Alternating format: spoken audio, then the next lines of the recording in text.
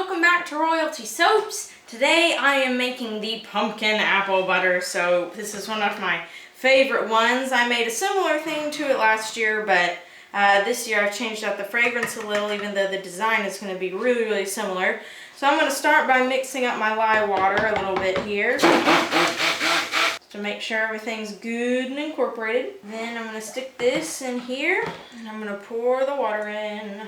You always have to scrapey. I've brought my soap to really thin trace, which for new people watching this, trace is when the oil and the lyes are mixed together and it starts looking like a thin pudding and everything's incorporated, so nothing looks like it's separating or anything like that. I brought this to a really thin trace and I'm going to pour it into my green and into my orange. And then I'm going to put white. Go back in there. So I'm going to put white in this bucket. Just a little bit, because the fragrance oil is discoloring. So just about that much. Then I'm going to mix these up. Do the white first. So really all that did was kind of bring it to a cream color. Alright. We'll do orange next.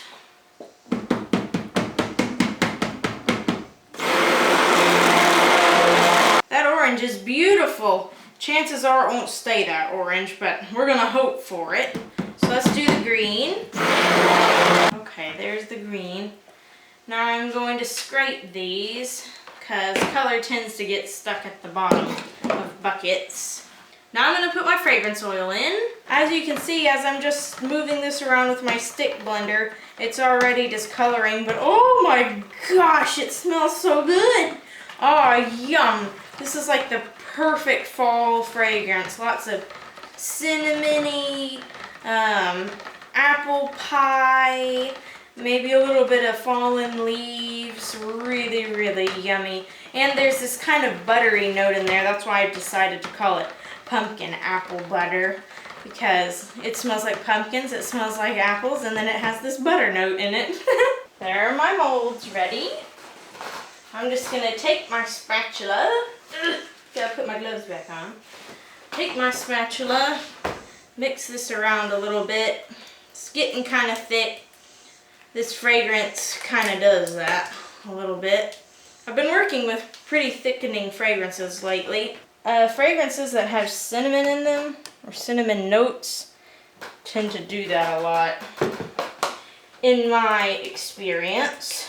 Okay, now I'm going to pour these in.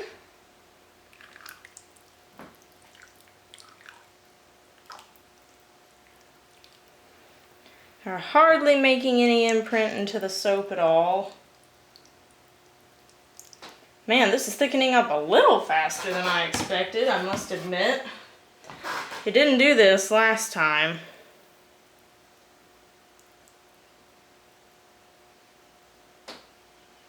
Every batch is different, just goes to show. Like I said, this fragrance is going to be kind of a plip-ploppy looking fragrance anyway, so it's really not that big a deal. Okay, now I'm just going to pour the rest of the orange and green over this soap. I've already banged it down as much as it's going to go.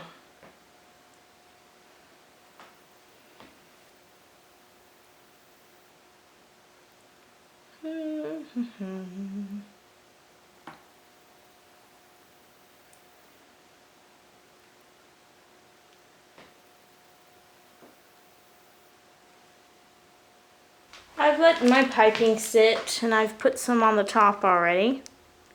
So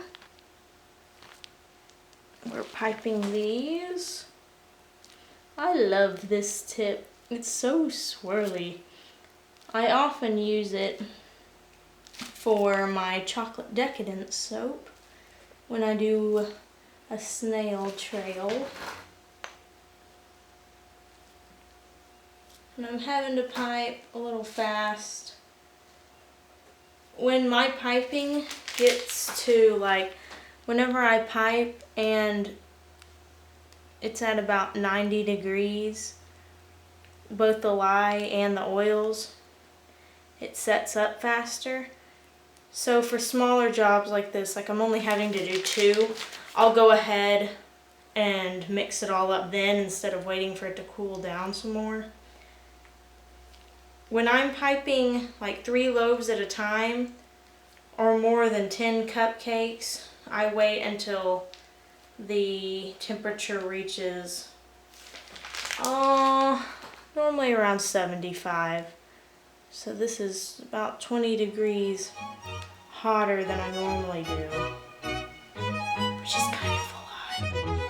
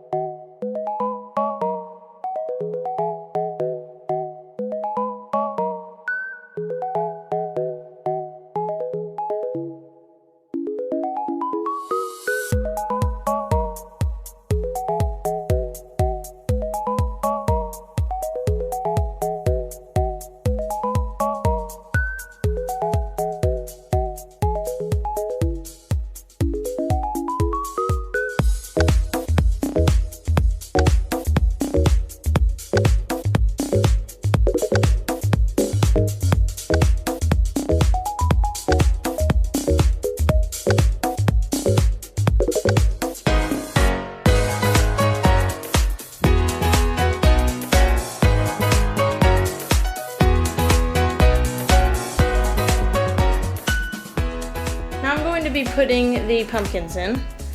The first one, you guys know, I always put in facing the other way.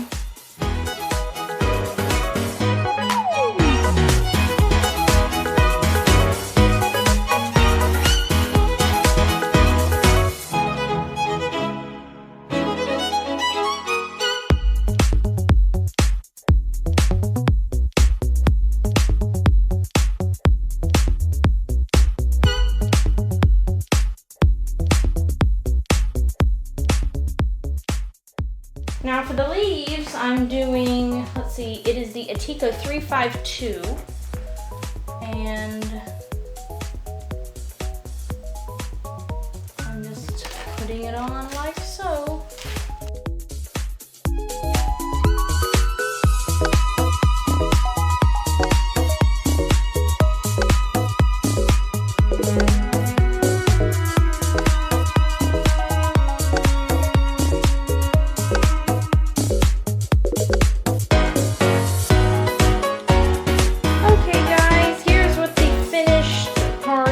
I'm sorry I couldn't film the vining. My piping bag split open, so I had to hurry and get another one and put the piping tip in, and it was a lot of rushing around and such, so I couldn't film the vines, but it was just a regular like little tube mold. And yeah, so that's what kind of what the double leaf looks like. I like that, and I also like the swirly. It really helps, I think, to have the vines swirly. So I will be cutting this tomorrow, and I hope you guys have enjoyed it so far. I can't wait to see what it looks like on the inside. And we're back, everybody. It's been sitting in the mold a couple of days. It's actually about 6:30 in the morning right now. It stood up nicely, as you can see. It's still soft enough to cut. I've been tweaking my recipe again. And you can also see that the orange has held up really, really well, so that's good. I didn't want the inside to be too extreme because the outside and the top is already so detailed, and I just thought, you know, I better not make the inside a really big focal point because I really want people to focus on the top, obviously. So, you know, pretty basic inside, just a couple of hints of color here and there, so that the top can really stand out. That looks really cool inside there. It smells awesome. Smells great. I'm still hoping for a discolor on this. I don't know how much of one I'm going to get. But my other bars that I did cut a little bit earlier, I was doing an experiment. those look a little more brown. Well, thank you everyone for watching my making and cutting of the pumpkin apple butter soap. I hope you guys enjoyed. These are gonna be available on September 30th, I believe. And until then, I will see you guys next time. Bye for now.